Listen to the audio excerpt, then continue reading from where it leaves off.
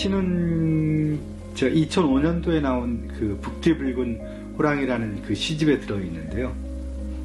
2000년도에 그 서울 살림을 접고 경기도 안성 그 금광저수지에 그 부근에 집을 짓고 살기 시작했는데 그 주변에 봄마다 나무시장에서 나무를 구해다 심었어요. 그 중에 이제 유실술 많이 심었는데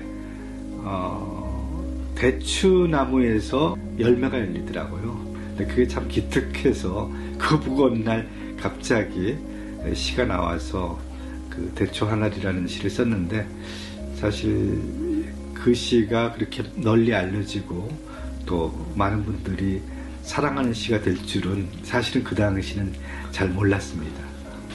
대추 하날. 저게 저절로 붉어질 리는 없다. 저 안에 태풍 몇 개, 저 안에 천둥 몇 개, 저 안에 벼락 몇 개. 저게 저 혼자 둥그러질 리는 없다. 저 안에 무서리 내리는 몇 방, 저 안에 땡볕 두어 달, 저 안에 초승달 몇 날. 국어 교과서에 실린다고 연락이 왔을 때 좀 놀랐어요. 예. 그리고 생각해 보니까 학생들이 읽어도 좋겠다라는 생각이 들었습니다. 그러니까 대추 하나리 결실이 맺기까지 그 평범하지 않은 과정을 거친다는 걸 그 시가 말하고 있거든요. 그러니까 사실 모든 그 보람과 열매라는 것은 저절로 주어지는 것이 아니다라는 상당히 교훈적인 주제를 또 갖고 있어서 학생들이 읽기에도 좀 좋았던 게 아닌가 싶습니다. 대추 하나리라는 게 너무나 미미하고 하찮은 사물이기 때문에 그냥 지나칠 수 있는데, 사실은 그 안에 엄청난 스토리가 있다는 거죠. 거의 우주적인 스토리잖아요. 예, 천둥이 나오고 번개가 나오고 땡볕이 나오고 서리가 나오고 그 안에 인생을 대입시켜 놓고 생각해 볼 수도 있을 것 같아요. 그래서 그런 걸 통해서 인생의 어떤 신비라든지 이런 것들을 조금이나마 깨달으면 좋겠다라는 생각을 합니다.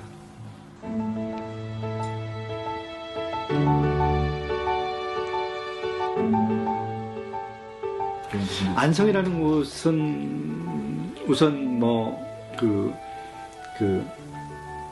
편안한 땅 이런 걸로 저는 해석을 했고요. 서울과의 거리가 한 70km, 80km 정도인데, 그러니까 마음만 먹으면 1시간 반 정도면 서울에 올라갈 수 있고, 그러니까 아직도 그 많은 그 생계 대책이 서울에서 이루어지고 있기 때문에 서울과 너무 떨어진 곳이라면 또 좀 곤란했고, 그런 정도 거리가 저한테는 아주 적당했기 때문에 안성을 선택했던 거죠. 안성에 와서 많이 달라졌는데, 제가 와가지고 했던 게 노자의 도덕경이나 장자나 논어 혹은 주역, 동양 철학 공부를 많이 했어요.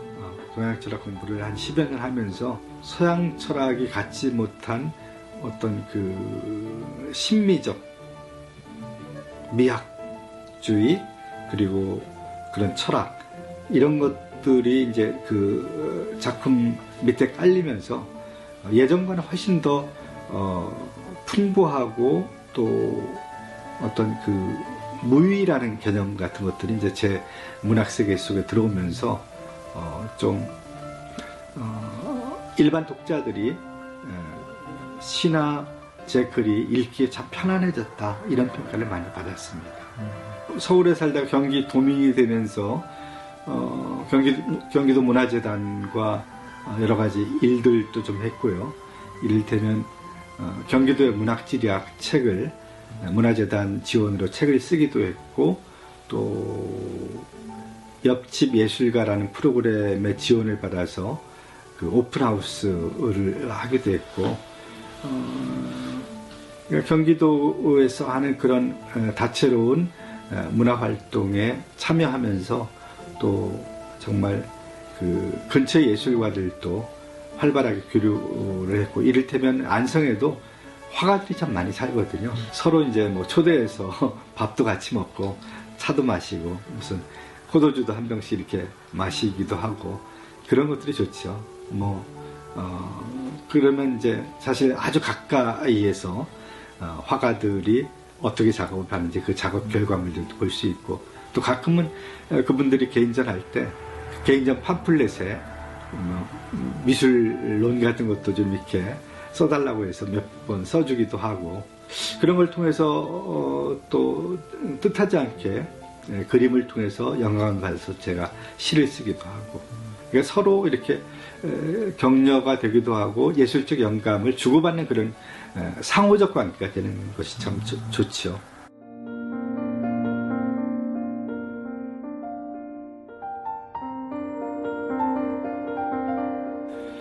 요즘 학생들이 사실 과거에 비해서 재미있는 것들이 너무나 많죠.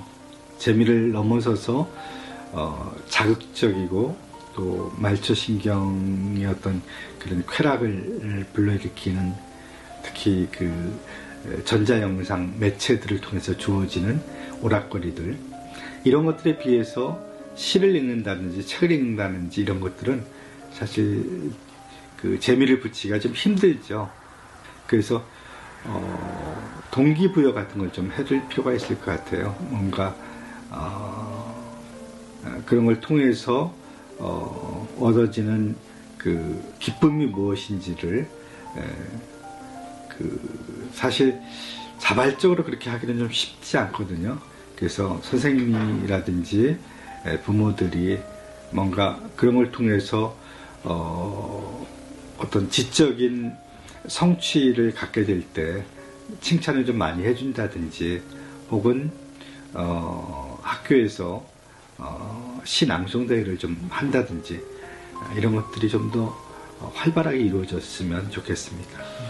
제가 방송에서 들었는데 어떤 분이 사실 너무 세상 사는 게 힘들어가지고 극단적인 생각, 인생을 포기할 생각을 하다가 우연히 이 시 대추하늘이라는 시를 읽고 삶에 대한 의욕을 찾게 됐다라는 얘기를 듣고 굉장히 사실 시를 쓴 사람으로서 기쁨과 보람을 느꼈는데, 시를 이렇게 찬찬히 들여다보면 그 안에 우리가 그냥 스쳐 지나가 버린 인생의 중요한 그 이야기들이 담겨 있다는 거죠. 그러니까 모든 사물들은 저마다 이야기들을 거느리고 있거든요. 그런 것들을 들여다보고 그런 이야기들을 깊이 있게 나눌 때 우리 삶이 훨씬 더 풍부해지고 또 감정생활이 윤택해지거든요. 그런 것들이 또 모여서 삶 자체가 또 화사해집니다.